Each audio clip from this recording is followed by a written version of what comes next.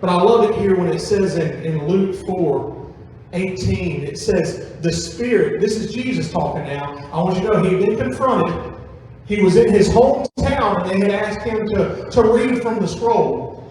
Now, they didn't tell him what to read, but Jesus knew what he was doing. Jesus liked to throw some stuff in there, he threw a little curveball. So Jesus begins to read this from the scroll. He says, the Spirit of the Lord is on me, because he has anointed me to proclaim good news to the poor.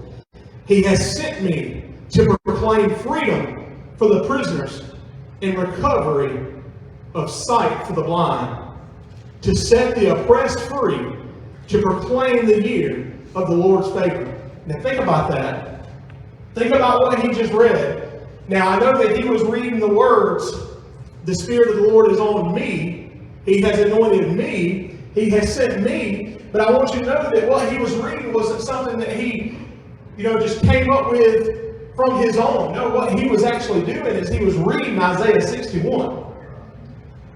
He was reading from way back when Isaiah was telling him, hey, there's somebody coming that's going to break the chains of sin. He's going to release us from all this slavery and this, what we've endured, and he is the answer.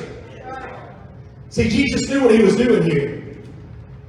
He said, the Spirit of the Lord is on me. He has anointed me to proclaim good news to the poor. He has sent me to proclaim freedom for the prisoners and recovery of the sight for the blind, to set the oppressed free, to proclaim the year of the Lord's favor. Now, this is what, just paint a picture, all right? Just get this in your head.